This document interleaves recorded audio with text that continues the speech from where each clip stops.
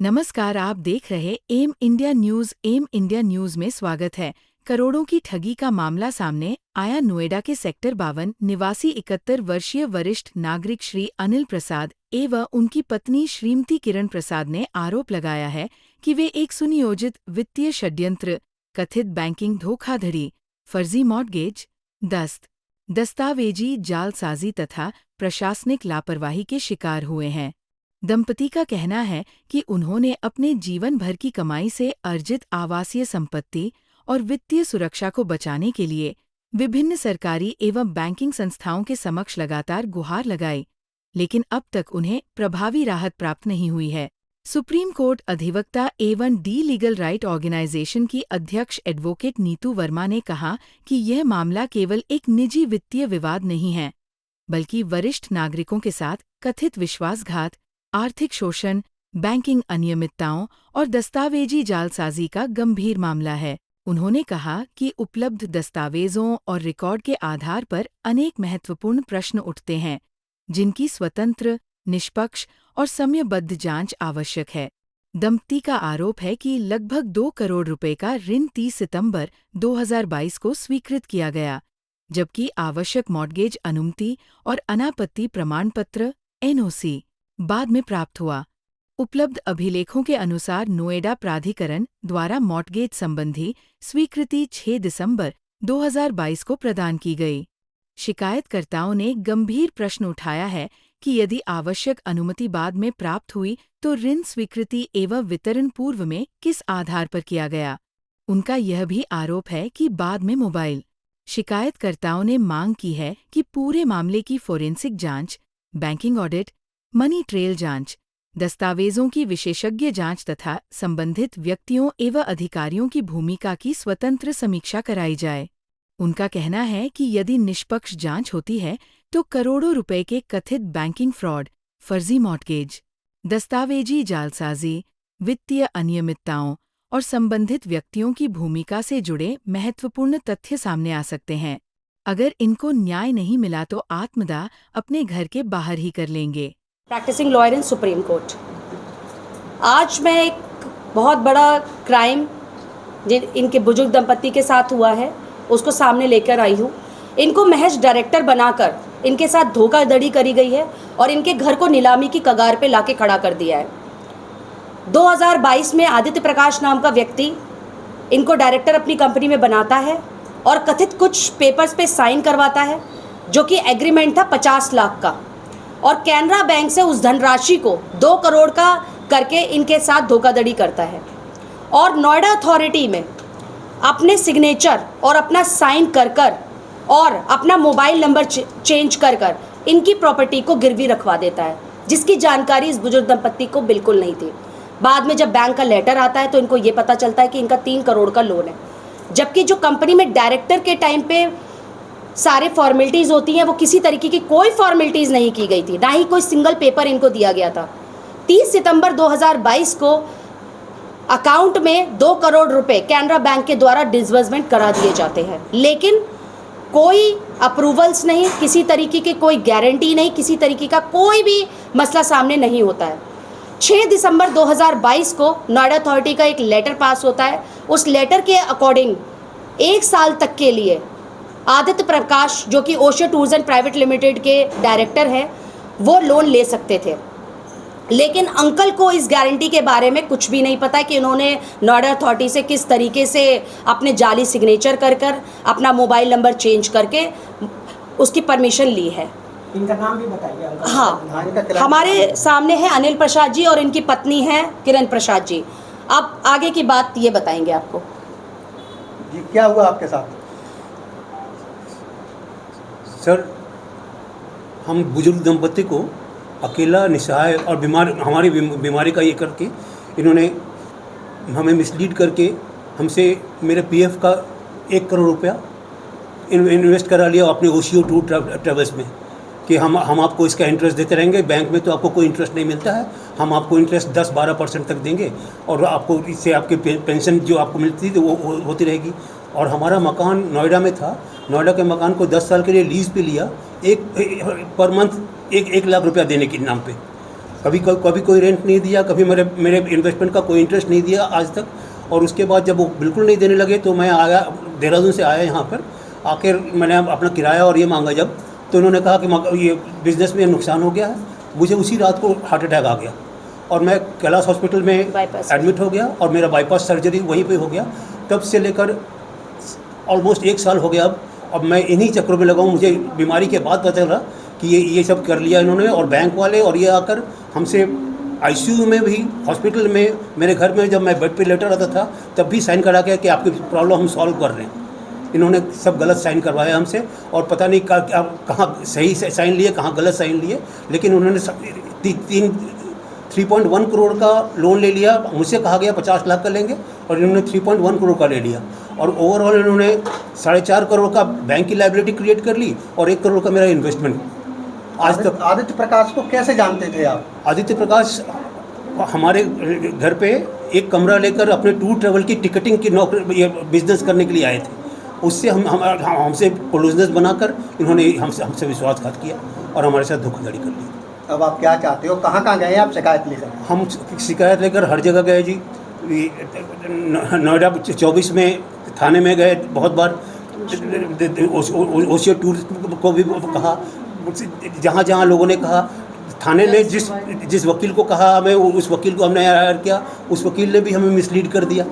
और मिसलीड करने के बाद हम आज तक कोर्ट में, थाने में गुजर रहे हैं। और उन्होंने कॉन्फिडेंटली हमें यह कह दिया है कि आप जो मर्जी कर लो, आपका मकान तो ये ऑक्शन होगा ही, और न आपको कोर्ट से न थाने से कोई कहीं से कुछ नहीं हो पाएगी। और ऑक्शन उन्होंने इंश्योर कर लिया, और ऑक्शन मेरा 8 जून को होने वाला है। जब आप थाने में शिकायत लेकर के गए तो थाने वालों ने जब आपकी नहीं सुनी तो क्या आप DIG, IG, अपर लेवल पर भी आप गए? हम कमिश्नर, ACP, कमिश्नर, DCP, जहाँ जहाँ हो सकता था हर जगह गए सर।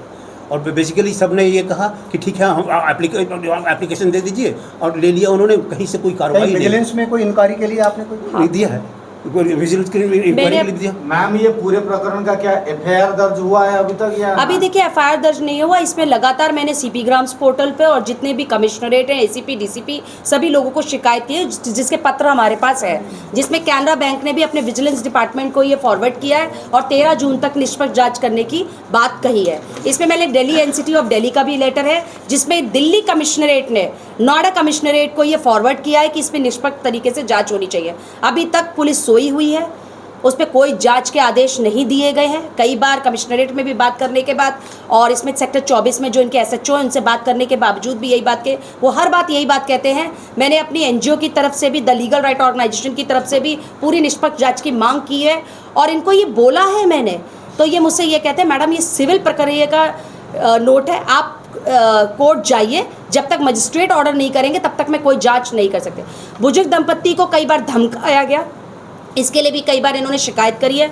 मेरे ये नेबर ही हैं, मैंने अपनी ऑर्गेनाइजेशन की टीम के साथ इनको घर में भी कई बार प्रोटेक्शन दिलवाई है, कई बार जांच बैठलवाई है, और वहाँ पे भी देखा है कि कई गुंडे जो जिम वाले हैं, वो प्रकरण सेक्टर 24 में भी हुआ था, आके उन्होंने इतना धमकाया इनको, वहाँ पे भी इनको प्रॉब्लम हुई है। तो ऐसा नहीं है, कहीं हमने पूरे प्रशासन को लेकर हर जगह इसकी जांच की मांग के लिए उनसे अपील की हुई है, लेकिन उन्होंने यही जवाब दिया है कि कोर्ट में आपका मामला लंबित है, हम इसमें कुछ नहीं कर सकते। जैसे कि इनका आरोप है कि आदित्य प्रकाश ने इनके साथ फ्रॉड किया है, क्या ऐसा और भी कोई प्रकरण सामने आया है किसी के साथ? हाँ, उन्होंने देखे, अब जब मैं ऑन कैमरा बात कर रही हूँ तो मेरी युगल प्रसाद जी हैं, जो कि युगल बंसल, जो कि आयु इंटरनेशनल कंपनी के डायरेक्टर हैं। उन्होंने अपनी कथित जुलाई 2024 में कंपनी खोली और आयु इंटरनेशनल में पैसा ट्रांसफ़र करवाया आदित्य प्रकाश से। उन्होंने ये बताया कि इसने हमारी कंपनी में भी पूरा फ्रॉड करा है। इसने अपनी साली रितिका पांडे को भी उसमें डायरेक्टर बनाया, ठीक है, और बैंक का जो कर्मचारी रजनीश पांडे है उसने अपनी माता जी को भी उसमें डायरेक्टर बनाया। उस अमाउंट को इन्होंने 3-4 दिन में आने के बाद, जो मैंने लेजर्स चेक किए हैं, 85 लाख और 65 लाख, तुरंत आदित्य प्रकाश ने इस अमाउंट को रोटेशन किया है। इनके ही एक नौकर है जिनके साथ भी इन्होंने उसके साथ भी फ्रॉड किया है 10 लाख रुपए का। चूंकि उसकी राशि बहुत कम थी, उसको पैसा मिल गया था, वो एक छोटे तबके का एक व्यक्ति है, तो वह नहीं चाहता था आगे मामले को बात बढ़ाना। लेकिन जब एक बुजुर्ग दंपति जिसने अपनी मेहनत से पूरी कमाई अपनी सिर्फ जी जान से इसमें लगा दी, और पता चलता है कि आदित्य प्रकाश जैसे आरोपी ने उसको एक नीलामी की कगार पर पहुंचा दिया। मैं ये नहीं कहती कि इन्होंने डायरेक्टर नहीं बने, लेकिन मुझे ये बताइए डायरेक्टर के पेपर्स कहाँ हैं 30 सितंबर 2022 के बाद? मैंने इस जांच में अपने चार्टर्ड अकाउंटेंट, अपने कंपनी सेक्रेटरी, सभी लोगों से कथित तौर से जांच करवाई है, कहीं पे भी कोई रिकॉर्ड है ही नहीं इनका। कंपनी कहाँ पर है जो आदित्य प्रकाश ने? ओशियो tours private limited, ITO Bahadur Shah Zafar मार्ग 416 प्रताप 316, और उसने वाइंड अप कर दिया उस कंपनी को, उसके बाद हटा दिया है पूरा कंपनी को। और जो कई बार हमने बात भी करने की कोशिश करी, मैंने जज साहब के सामने बात करी कि जब इसमें चारों डायरेक्टर हैं तो उसकी लायबिलिटी इन पर क्यों है? ये तो कथित गारंटर के तौर पर आए थे और इनकी शेयर होल्डिंग भी नहीं है, ये केवल एक डमी डायरेक्टर बनाए गए, नाम के डायरेक्टर, और इनके साथ धोखाधड़ी करी गई है।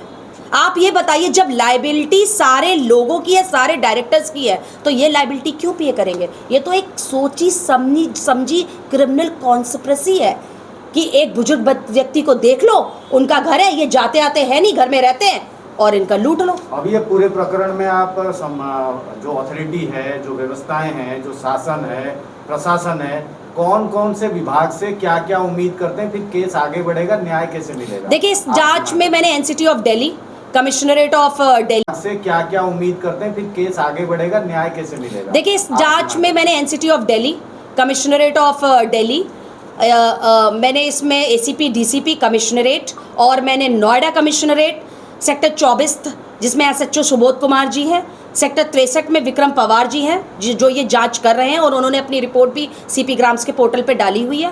और मैंने यहाँ पर न्यायिक तौर पर मैंने सूरजपुर कोर्ट में जो मयंक त्रिपाठी हमारे डिस्ट्रिक्ट जज है CGM, वो ये इस प्रकरण को देख रहे हैं, और 11 जून को उन्होंने फैसले की बात की गई है। मैंने पूरा सबूतों के साथ, हर चीज़ के साथ ये सामने रखा है, चूँकि इस बुजुर्ग दंपत्ति का घर नीलामी की कगार पर, जबकि इनकी गलती सिर्फ इतनी थी कि इनका बेटा अमेरिका में है, और एक धनराशि और उसके सपनों को साकार करने के लिए सिर्फ ये चाहते थे कि मैंने चलो लीज पर उठा दिया, मेरा कुछ दाना पानी या कुछ पैसे का जुगाड़ हो जाएगा, तो इन्होंने लीज पर अपना घर उठाया था। क्या पैसा वो इनके अकाउंट में आया? नहीं आया। 1 रुपया आदित्य प्रकाश ने इनके अकाउंट में नहीं दिया है, और ऊपर से वो धमकी देता है, जिसके कथित तौर पर सारे सबूत मेरे फोन पर है। मैंने युगल वंसल जी से भी बात करी है, उन्होंने भी इनको फ्रॉड घोषित किया है कि ये बंदा ऐसे ही इन्वेस्टर्स को ढूंढता है और उनके साथ फ्रॉड करता है। मैम, आप कह रही है कथित तौर पर सबूत आपके पास में, तो ये कथित और प्रैक्टिकल क्या इसमें मतलब क्या स्पष्टीकरण होगा? इसमें स्पष्टीकरण जैसे सेक्टर 63 की जो मैंने अभी IGRA से जो पहले रिपोर्ट सबमिट कराई गई है नोएडा में, उन्होंने तो उसको सिविल विवाद दे दिया। जो मैंने दोबारा सबूतों के साथ सेक्टर 63 में पुलिस को जब सबमिट करा, तो उन्होंने कथित तौर पर ये पूरे प्रकरण को लिखा है कि इन्होंने अनिल प्रसाद को ऐसे गारंटर बैंक में लेके आए और लोन की इनसे बात की, ठीक है, लेकिन इनकी जो प्रॉपर्टी है वो प्रॉपर्टी की रेजोल्यूशन में कोई मोर्गेज की बात नहीं थी, और उनका ये भी कहना है कि सारे डायरेक्टर आए थे जबकि कोई डायरेक्टर बैंक में आया ही नहीं था। मैंने जब उनसे ये कहा कि आप सारे पेपर्स, अपनी जो रिपोर्ट है, बैंक के जो डॉक्यूमेंट्स है, वो उन्होंने सबमिट उसमें नहीं किए। टोटल कितने पैसों की ठगी की गई है इनके साथ? इनके साथ ठगी गई है 3 करोड़ 10 लाख रुपए की, जिसमें मैं कथित तौर पर आपको बताती हूँ कि जो 2 करोड़ रुपए है वो 30 सितंबर 2022 को कैनरा बैंक ने आदित्य प्रकाश के OD में डाले हैं, CC लिमिट करी गई है। नोएडा अथॉरिटी का जो लेटर लिया गया है वो 6 दिसंबर 2022 को लिया गया है। नोएडा अथॉरिटी ने कथित तौर पर परमिशन दी है 1 साल की। उसके बाद 2023 में 60 लाख रुपए आदित्य प्रकाश ने घर को रेनोवेट कराने के लिए लोन लिया है पर्सनल गारंटी पे, उसका इनका से कोई मतलब नहीं है, और 50 लाख की OD लिमिट रिन्यू कराई गई है।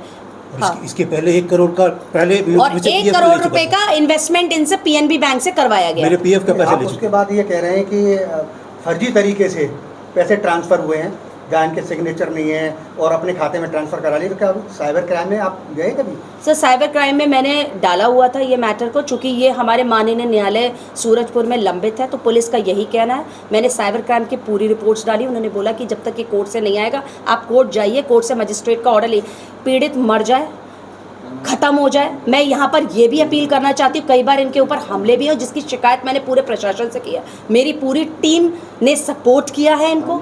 कई बार इनके हमले जिसकी इन्होंने शिकायत भी की है, वो इस प्रकरण को ऐसे आम प्रकरण समझते हैं कि जैसे कुछ हुआ ही नहीं है। जिम वाले लड़के इनके घर के सामने आए हैं, इनको धमकी भी दी है, लेकिन उसकी कोई भी संज्ञान, शिकायत की है, उसकी शिकायत की हुई है।